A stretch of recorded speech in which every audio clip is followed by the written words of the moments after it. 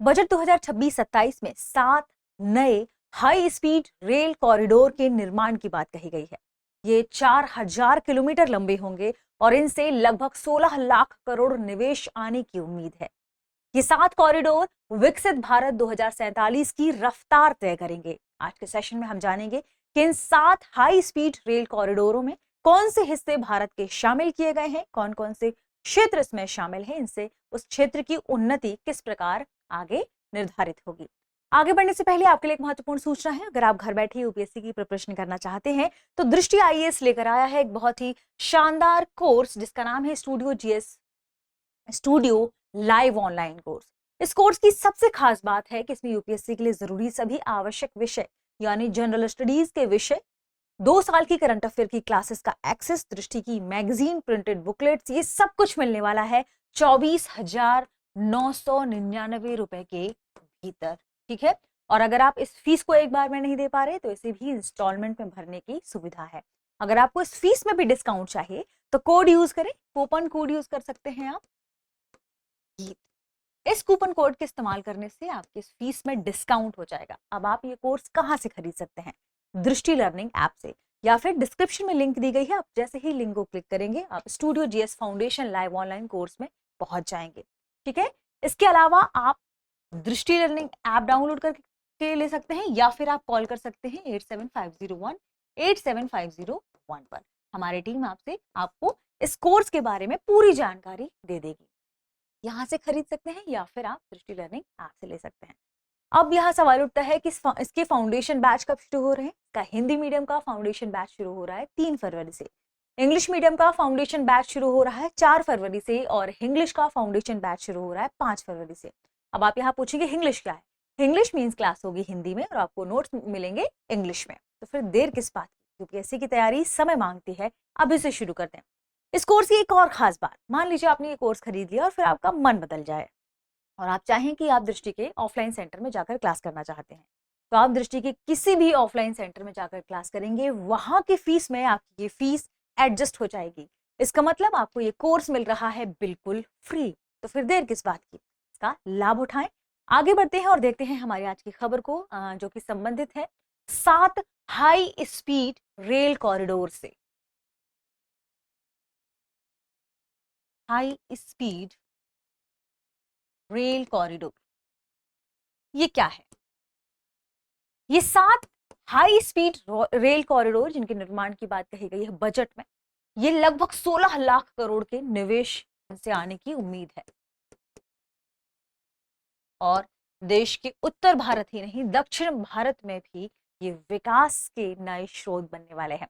इसके अलावा ध्यान रखें, इससे लगभग 4000 किलोमीटर जो है रास्ता आप कह सकते हैं कवर होगा, यानी ये 7 कॉरिडोर लगभग 4000 किलोमीटर लंबे होंगे। कौन कौन से क्षेत्र इस कॉरिडोर में शामिल है, यहाँ पर ये इंपॉर्टेंट हो जाता है, और उससे कितना कम समय लगेगा अगर ये 7 नए हाई स्पीड रेल कॉरिडोर बनते हैं। तो हाई स्पीड रेल कॉरिडोर में मुंबई पुणे ये क्षेत्र शामिल है, दूसरा है पुणे हैदराबाद, तीसरा है हैदराबाद बैंगलोर, चौथा है हैदराबाद चेन्नई, पांचवा है चेन्नई बेंगलुरु, ऑप्शन छठवा है दिल्ली वाराणसी और सातवां है वाराणसी सिलीगुड़ी। ठीक है, और इन पर लगने वाला जो समय है आपके सामने टेबल में है, ये समय अगर इन कॉरिडोर के निर्माण होता है तो मुंबई से पुणे के बीच 48 मिनट का मात्र ट्रेवल टाइम है। अपने आप में ये बहुत बड़े ट्रेवल टाइम को कम कर रहा है ना, समय की बचत कर रहा है। And time is money. Pune Hyderabad के बीच जो समय होगा ट्रैवल टाइम मात्र 1 घंटा 55 मिनट होगा। अपने आप में ये काफी डिस्टेंस को कम समय में कवर करने की बात इसके अंदर कही गई है। हाई स्पीड रेल कॉरिडोर की यदि बात करें, जिसकी हमने बात की, 7 इनका निर्माण होना है।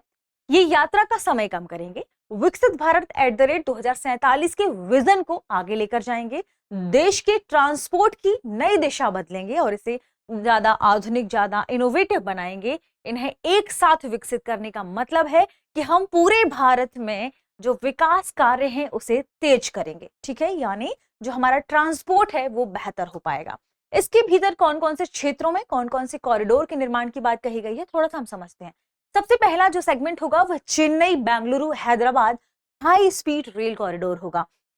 चेन्नई बेंगलुरु हैदराबाद यानी हम साउथ इंडिया की बात कर रहे हैं। इसका मतलब कि ये साउथ हाई स्पीड डायमंड कहा जा रहा है। इसे क्या कहा जा रहा है कि साउथ हाई स्पीड, ये ट्राइंगल तो है क्योंकि चेन्नई, बेंगलुरु और हैदराबाद कनेक्ट कर रहा है। चेन्नई बेंगलुरु और हैदराबाद, ऐसे जाएगा ये ट्राइंगल, ठीक है। चेन्नई, बेंगलुरु, हैदराबाद, ये जो ट्राइंगल है इसे डायमंड, या आप कह सकते हैं कि साउथ की हाई स्पीड डायमंड के रूप में भी माना जा रहा है, जिसे दक्षिणी राज्यों के लिए बड़ा बूस्ट कहा जा रहा है। इससे कुछ राज्य ज्यादा तौर पर आप कह सकते हैं प्रभावित होंगे, जैसे कर्नाटक, केरल, तमिलनाडु, तेलंगाना, ठीक है, हैदराबाद। इनके आसपास जो भी चीजें हैं, जैसे विकास से संबंधित परियोजनाएं हैं, ये विकास के मल्टीप्लायर के रूप में इसे देखा जा रहा है, ठीक है। तो विकास के लिए जरूरी है, यहाँ पर तेज स्पीड में कार्य होंगे। केंद्र शासित प्रदेश पुदुचेरी को भी इससे लाभ मिलने वाला है, ठीक है। तो इससे जुड़ी हुई जो भी चीजें थी हमने चर्चा में की, ये सब लिखे हैं। साउथ हाई स्पीड डायमंड कहा जा रहा है। केंद्र राज्यों को फायदा, कर्नाटक, तेलंगाना, आंध्र प्रदेश, तमिलनाडु, केरल, पुदुचेरी जो कि एक केंद्र शासित प्रदेश है। अनुमानित यात्रा कितनी कम होगी? चेन्नई से बेंगलुरु सिर्फ 1 घंटा 13 मिनट, बेंगलुरु से हैदराबाद लगभग 2 घंटे में, चेन्नई से हैदराबाद करीब 2 घंटे 55 मिनट में यात्रा होगी। इससे उद्योग, IT, शिक्षा, रोजगार को तेजी से बढ़ावा मिलेगा, इसलिए माना जा रहा है कि ये काफी इंपॉर्टेंट है। दूसरा सेगमेंट है किस क्षेत्र को अब इससे फायदा होने वाला है? मुंबई, पुणे, हैदराबाद। दूसरी कनेक्टिविटी वाला जो क्षेत्र है मुंबई, पुणे, हैदराबाद है। ये हाई स्पीड रेल कॉरिडोर जो कि मुंबई, पुणे, हैदराबाद को भी कनेक्ट करेगा, ये मुंबई से पुणे के बीच जो यात्रा का समय है उसे घटाकर मात्र 48 मिनट करने वाला है, और पुणे से हैदराबाद का जो टाइम है वो 1 घंटा लगभग 55 मिनट होने वाला है, ठीक है। तो इसके अलावा हमने देखा कि अहमदाबाद से मुंबई के लिए भी एक हाई स्पीड रेल कॉरिडोर बन रहा है। तो जो अहमदाबाद से मुंबई के लिए हाई स्पीड रेल कॉरिडोर बन रहा है, इसी रेल कॉरिडोर को और आगे तक कनेक्ट किया जाएगा। किससे? अहमदाबाद से मुंबई। अब मुंबई से इसे आगे कनेक्ट किया जाएगा किससे? पुणे को। मुंबई से इस कॉरिडोर को कनेक्ट किया जाएगा किसे? पुणे को। फिर पुणे से इसे और आगे किससे कनेक्ट कर दिया जाएगा? हैदराबाद, क्योंकि ऑलरेडी हमने देखा कि पुणे से आगे कनेक्टिविटी मिलेगी ही हैदराबाद को, तो ये पुणे से हैदराबाद कनेक्ट हो जाएगा। इसका मतलब कि इस इलाके के साथ साथ ये पूरे देश के लिए विकास का एक बड़ा स्रोत बनने वाला है, एक बड़ा नेटवर्क है ये पूरे देश के लिए, जिसका काफी फायदा हमें देखने को मिलेगा, ठीक है। तो Mumbai, Pune, Hyderabad high speed corridor, Mumbai, Pune केवल 48 मिनट में, मुंबई, हैदराबाद 1 घंटा 55 मिनट में। Ahmedabad, Mumbai high speed rail corridor को आगे बढ़ाकर पुणे, हैदराबाद और बेंगलुरु, चेन्नई से जोड़ा जाएगा।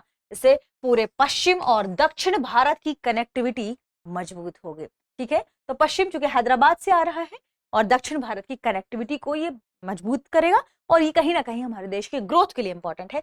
थर्ड जो सेगमेंट है या जो क्षेत्र है भारत के लिहाज से, वो है Delhi, Varanasi, Siliguri high speed rail corridor.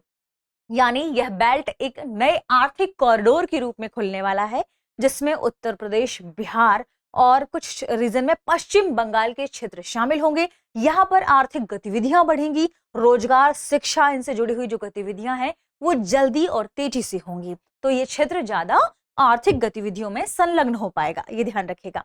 यहाँ की जो आर्थिक गतिविधियां हैं वो तेज हो पाएंगी, रोजगार यहाँ मिलेगा। तो दिल्ली, वाराणसी, सिलीगुड़ी हाई स्पीड की बात की जाए, दिल्ली, वाराणसी 3 घंटे 40 मिनट में यात्रा का समय होगा। वाराणसी, सिलीगुड़ी, पटना के रास्ते जाएंगे तो 2 घंटा 55 मिनट। इससे उत्तर प्रदेश, बिहार और पश्चिम बंगाल में आर्थिक गतिविधियां तेज होंगी, जिससे स्वास्थ्य, शिक्षा, रोजगार तेजी से बढ़ेंगे। यह क्षेत्र आर्थिक कॉरिडोर बनेगा, नया आर्थिक कॉरिडोर बनेगा।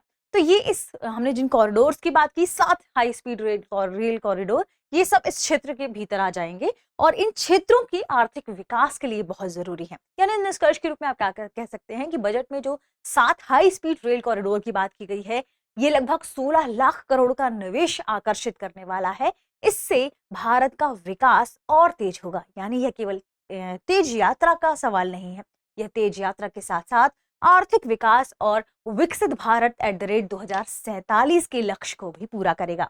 यानी यह दक्षिण और पूर्वी भारत को बूस्ट देगा। देखते हैं, पश्चिमी भारत अहमदाबाद वाले रेल कॉरिडोर में शामिल था, ठीक है। प्रश्न है, केंद्रीय बजट 2026 में कितने हाई स्पीड रेल कॉरिडोर की घोषणा की गई है? Option A 5, option B 6, option C 7, option D 8। आपको ये सेशन पसंद आया हो तो चैनल को सब्सक्राइब कर लीजिए और सबको शेयर कर दीजिएगा। इस प्रश्न का सही जवाब कमेंट सेक्शन में देना ना भूलें। मिलते हैं अगली वीडियो में। शुक्रिया।